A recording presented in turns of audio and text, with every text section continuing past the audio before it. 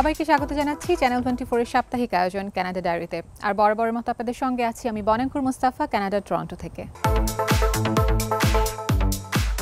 বেতন বৃদ্ধির দাবিতে অনির্দিষ্টকালের ধর্মঘটে এয়ার কানাডার কর্মচারীরা।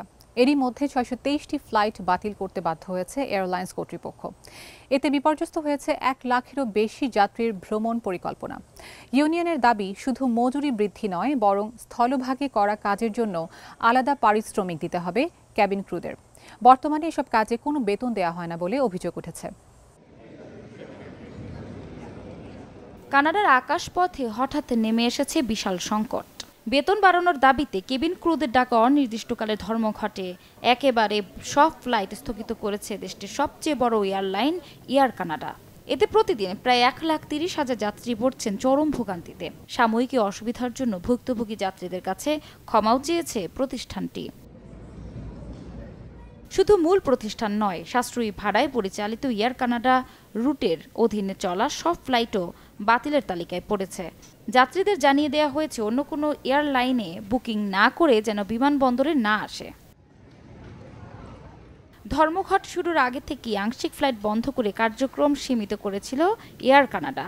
স্থানীয় সময় শনিবার রাত 12:58 আনুষ্ঠানিকভাবে শুরু হয় এ কর্মবিরতি। প্রতিদিন প্রায় 500টি ফ্লাইট স্থগিত থাকবে বলে জানায় প্রতিষ্ঠানটি। যদিও Air Canada Express, Air Canada Jazz ও PAL এয়ারলাইন্সের ফ্লাইট চলছে স্বাভাবিক নিয়মে। মূল দাবি বেতন বৃদ্ধি। কেবিন ক্রুরা বলছেন, বর্তমানে শুধু আকাশে উড়োজাহাজ চলার সময় বেতন দেওয়া হয়, অথচ যাত্রী ওঠানো, বোর্ডিং করানো কিংবা ফ্লাইটের মাঝখানে অপেক্ষার সময় কোনো পারিশ্রমিক দেওয়া হয় না। এই পুরো সময়ের জন্য বেতন দাবি করছেন তারা। এয়ার কানাডার পক্ষ থেকে দাবি করা হচ্ছে, নতুন প্রস্তাবে ফ্লাইট অ্যাটেন্ডেন্টদের 4 বছরে মোট 38% বেতন বৃদ্ধির পরিকল্পনা দেয়া হয়েছে। এর মধ্যে প্রথম বছরে 25% বৃদ্ধির প্রতিশ্রুতি রয়েছে। কিন্তু শ্রমিক union Canadian union of public employees CUPE বলছে, প্রস্তাবটি বাস্তবে মুদ্রাস্ফীতির তুলনায় অনেক কম, বাজার মূল্যের নিচে এবং ন্যূনতম মজুরিরও নিচে। সবচেয়ে বড় অভিযোগ, বোর্ডিং কিংবা গ্রাউন্ড টাইমে যে শ্রম দেয়া হচ্ছে তার বিনিময়ে কোনো অর্থই দেয়া হয় না। সমঝোতার পরিবর্তে এখন চলছে একে অপরকে দোষারোপ। ইউনিয়ন দাবি করেছে তারা টানা 8 মাস ধরে আন্তরিকভাবে আলোচনা চালাচ্ছে, কিন্তু এয়ার কানাডা সরকারের নির্দেশিত বাধ্যতামূলক সালিশি পথ বেছে নিয়েছে। অন্যদিকে এয়ার কানাডা বলছে, CUPEর পাল্টা প্রস্তাবে অস্বাভাবিক মাত্রায় বেতন ও সুবিধা বৃদ্ধির দাবি করা হয়েছে, যা মেনে নেওয়া সম্ভব নয়। চলতি মাসের শুরুতে ইউনিয়নের 99.7% সদস্য ধর্মঘটের পক্ষে ভোট দিয়েছিলেন। ফলে বিষয়টি যে আগ থেকেই তপ্ত ছিল তা এখন স্পষ্ট। কানাডার কর্মসংস্থান মন্ত্রী প্যাটি হাসডু উভয় পক্ষকে আলোচনার টেবিলে ফেরার আহ্বান জানিয়েছেন। এমনকি তৃতীয় পক্ষের মধ্যস্থতায় বিরোধ মীমাংসার প্রস্তাবও দিয়েছেন তিনি। তবে সেই আলোচনাও কার্যকর হয়নি। ধর্মঘটের কারণে বাতিল হওয়া প্রতিটি ফ্লাইটের যাত্রীকে পূর্ণ অর্থ ফেরত দেওয়া হবে বলে আশ্বাস দিয়েছে এয়ার কানাডা। পাশাপাশি অন্যান্য স্থানীয় ও আন্তর্জাতিক এয়ারলাইন্সের সঙ্গে সমন্বয় করে বিকল্প ভ্রমণের সুযোগও দেওয়ার প্রতিশ্রুতি রয়েছে, যদিও তা তাৎক্ষণিকভাবে সম্ভব নাও হতে পারে। বিশ্বের 180টি শহরে সরাসরি ফ্লাইট পরিচালনা করে এয়ার কানাডা। ফলে এই সংকট দীর্ঘ হলে শুধু কানাডাই নয়, ভোগান্তি বাড়বে আন্তর্জাতিক আকাশপথেও। কানাডায় দাবানল কোনো নতুন ঘটনা নয়, কিন্তু চলতি মৌসুমটির মতো ভয়াবহতা আগে খুব কম দেখেছে দেশটি। বর্তমানে কানাডায় সক্রিয় আগুনের সংখ্যা 700 ছাড়িয়েছে। পুড়ে ছাই 18.5 মিলিয়ন একর বনাঞ্চল। ফলে দেশটিতে বাড়ছে ঘরহারা মানুষের সংখ্যা, বড় শহরগুলোতে বাড়ছে মানুষের ঢল। কানাডায় ভয়াবহ দাবানলে বিপর্যস্ত জনজীবন। পূর্বাঞ্চলের হাজারো মানুষকে ইতোমধ্যেই সরিয়ে নেওয়া হয়েছে নিরাপদ আশ্রয়ে। আরও হাজার হাজার মানুষকে দেয়া হয়েছে সর্বোচ্চ সতর্কবার্তা। নিয়ন্ত্রণের বাইরে চলে যাওয়া দাবানল কানাডার ইতিহাসে দ্বিতীয় ভয়ঙ্করতম মৌসুমে রূপ নিয়েছে। কানাডার জাতীয় অগ্নি নির্বাপন সমন্বয় কেন্দ্র কানাডিয়ান ইন্টেলিজেন্সি ফরেস্ট ফায়ার সেন্টার জানাচ্ছে, বর্তমানে দেশজুড়ে সক্রিয় দাবানলের সংখ্যা 700-রও বেশি। তার মধ্যে বড় অংশের আগুন জ্বলছে সেসব অঞ্চলে যেখানে সাধারণত দাবানল ছোট আকারে থেকে যায়। এবছর এখন পর্যন্ত প্রায় 1,85,00,000 একর বনভূমি ভস্মীভূত হয়েছে, যা ইতিহাসে দ্বিতীয় সর্বোচ্চ রেকর্ড। এর আগে সবচেয়ে ভয়াবহ মৌসুম ছিল 2023 সালে। সেবার গ্রীষ্মের মাঝামাঝি সময়ে এই অঙ্ক দাঁড়িয়েছিল 3,13,00,000 একরে, আর বছরের শেষে আগুন গ্রাস করে 4,25,00,000 একর জমি। যদিও চলতি বছরের ক্ষয়ক্ষতির পরিমাণ এখনও তুলনামূলক কম, তবে বিশেষজ্ঞরা সতর্ক করছেন আগুন সেপ্টেম্বর কিংবা অক্টোবর পর্যন্ত চলতে পারে, অর্থাৎ পরিস্থিতি আরও ভয়াবহ রূপ নিতে পারে। প্রতি বছর কানাডায় দাবানল দেখা দিলেও এবার পরিস্থিতি অস্বাভাবিক হয়ে উঠেছে একাধিক কারণে। ধারাবাহিক খরার পাশাপাশি অস্বাভাবিক গরমে দেশের বহু অঞ্চল শুকনো হয়ে গেছে। সাধারণত শীতের বরফ গলে বসন্তে মাটিতে কিছুটা আর্দ্রতা ধরে রাখে, কিন্তু এবছর সেই বরফও ছিল অপ্রতুল, ফলে শুকনো উদ্ভিদ পুড়তে শুরু করেছে আগুনে। ইতোমধ্যে কানাডার বিভিন্ন প্রদেশে মানুষকে ঘর বাড়ি ছেড়ে পালাতে হচ্ছে।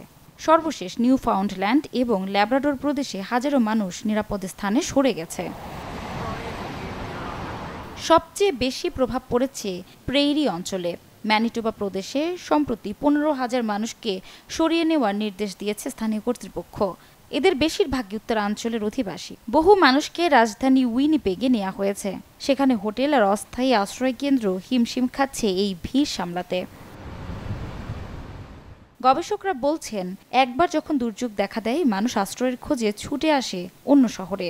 উন্নত অবকাঠামো থাকায় সেখানে কিছুটা হলেও স্থিতিশীলতা পাওয়া যায়। জলবায়ু পরিবর্তনের কারণে দাবানল যত ঘন ঘন এবং ভয়াবহ হবে, ততই এই প্রবণতা বাড়বে। ছোট ছোট শহরগুলোতে চাপ পড়বে বেশি, কারণ সেখানেই মানুষ সবচেয়ে আগে ঠাঁই খোঁজে। অন্যদিকে কানাডার গ্রামীণ ও প্রত্যন্ত অঞ্চলে সেবার সংকটও বাড়ছে। দেশের মোট জনসংখ্যার 18% গ্রামীণ এলাকায় বসবাস করলেও সেখানে চিকিৎসক রয়েছেন মাত্র 8%। একইভাবে গ্রামীণ প্রতিষ্ঠানগুলোর 1/4 বাজেট সংকটে বন্ধ বা একীভূত হয়েছে। ফলে জলবায়ুর সংকট সেই বিদ্যমান দুর্বলতাকেই আরও প্রকট করছে। আগামী মাসে মেক্সিকো সফরে যাচ্ছেন কানাডার প্রধানমন্ত্রী মার্ক কার্নি। সফরে তিনি মেক্সিকোর প্রেসিডেন্ট ক্লডিয়া শেইনবাউমের সঙ্গে বৈঠক করবেন। ধারণা করা হচ্ছে আলোচনায় প্রাধান্য পাবে যুক্তরাষ্ট্রের শুল্ক ইস্যু। এদিকে অটোয়ার সাথে মুক্ত বাণিজ্য চুক্তি বাস্তবায়নের জন্য আলোচনা শুরুর আহ্বান জানায় ব্রাজিল। দেশটির বাণিজ্য মন্ত্রণালয় বলছে, অগস্টের শেষেই কানাডা সফর করবে তাদের প্রতিনিধি দল।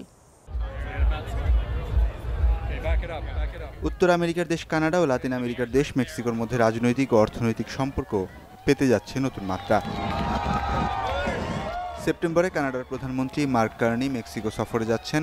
সেখানে তিনি বৈঠক করবেন মেক্সিকোর নবনির্বাচিত প্রেসিডেন্ট ক্লাউদিয়া শেইনবাউমের সাথে। প্রধানমন্ত্রী কার্নি সফরে যাচ্ছেন এমন এক সময়ে যখন যুক্তরাষ্ট্রের আরোপিত শুল্ক নীতি উত্তর আমেরিকার অর্থনীতিকে বড় চাপে ফেলেছে। পাশাপাশি আগামী বছর 3 দেশের মধ্যে হওয়া মুক্ত বাণিজ্য চুক্তি USMCA পূর্ণমূল্যায়নের সময় ঘনিয়ে আসছে। এর মধ্যে কানাডা তাদের বাণিজ্য বৈচিত্র্যকরণের উদ্যোগ হিসেবে পররাষ্ট্রমন্ত্রী ও অর্থমন্ত্রীকে পাঠিয়েছে মেক্সিকোতে। তারা শুধু মেক্সিকোর প্রেসিডেন্টের সঙ্গে নয়, বরং দুই দেশের শীর্ষ ব্যবসায়ী মহলের সঙ্গেও বৈঠক করেছেন। সেখানে উত্তর আমেরিকার সমন্বিত অর্থনীতি, বাণিজ্য অবকাঠামো ও সাপ্লাই চেইন নিয়ে বিস্তর আলোচনা হয়েছে। 2020 সালে ডোনাল্ড ট্রাম্পের প্রথম মেয়াদে হওয়া যুক্তরাষ্ট্র মেক্সিকো কানাডা চুক্তি অনুযায়ী নির্ধারিত পণ্যগুলো যুক্তরাষ্ট্রের নতুন শুল্ক নীতির আওতার বাইরে রয়েছে। তবে সেক্টর ভিত্তিক কিছু শুল্ক যুক্তরাষ্ট্র বহাল রেখেছে। এর মধ্যে ইস্পাত ও অ্যালুমিনিয়াম আমদানির ওপর 50% এবং গাড়ি আমদানির ওপর 25% শুল্ক কার্যকর আছে। ফলে কানাডা ও মেক্সিকো উভয় দেশই শুল্কের এই চাপ সামলাতে হিমশিম খাচ্ছে। এদিকে দক্ষিণ আমেরিকার দেশ ব্রাজিলের সঙ্গে কানাডা আবারও মুক্ত বাণিজ্য আলোচনায় ফিরতে চাচ্ছে। ব্রাজিলের বৈদেশিক বাণিজ্য সচিব তাতিয়ানা প্রাজারেস জানিয়েছেন, এই আলোচনা গঠনমূলক সংলাপের মধ্য দিয়েই এগোচ্ছে। কানাডার উচ্চ পর্যায়ের প্রতিনিধি দল আগামী আগস্টের শেষ সপ্তাহে ব্রাজিল সফরে যাওয়ার কথা রয়েছে। দর্শক, এ পর্যায়ে চলুন জেনে নেই গেল 7 দিনে বাংলাদেশে ঘটে যাওয়া আলোচিত কিছু খবর। বিদেশে বাংলাদেশের সব কূটনৈতিক মিশন, কনসুলেট, কূটনীতিকদের অফিস ও বাসভবন থেকে রাষ্ট্রপতি মোহাম্মদ শাহাবুদ্দিনের ছবি সরানোর নির্দেশ দিয়েছে পররাষ্ট্র মন্ত্রণালয়। বিষয়টি নিশ্চিত করেছে পররাষ্ট্র মন্ত্রণালয়ের একটি সূত্র। নাম প্রকাশ না করার শর্তে পররাষ্ট্র মন্ত্রণালয়ের একাধিক কর্মকর্তা বলেন, এই মুহূর্তে সারা বিশ্বে বাংলাদেশের 82টি মিশন ও উপমিশন রয়েছে। এর মধ্যে 65টির বেশি থেকে গেল বছরের 5 আগস্টের ছাত্র গণঅভ্যুত্থানের পর রাষ্ট্রপতি মোহাম্মদ শাহাবুদ্দিনের ছবি সরিয়ে ফেলা হয়েছে।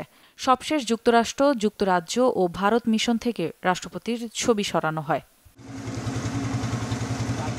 সিলেটের ভোলাগঞ্জে সাদা পাথর লুটের পর পর্যটক শূন্যতা দেখা দেয় গত এক সপ্তাহে।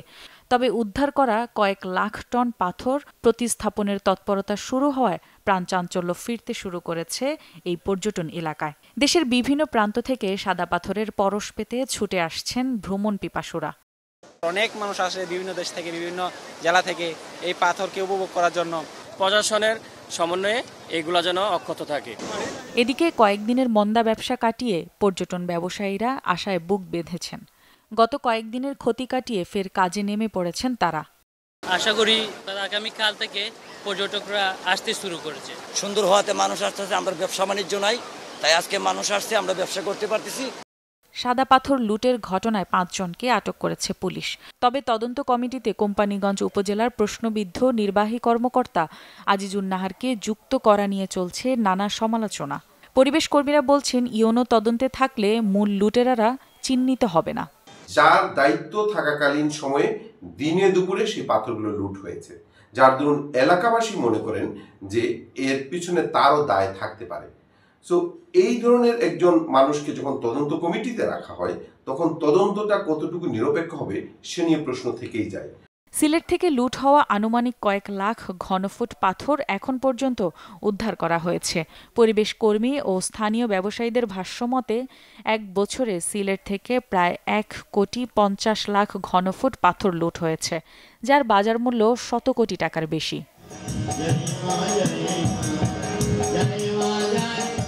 নানা বর্ণিল আয়োজনের মধ্য দিয়ে পালিত হলো শুভ জন্মাষ্টমী।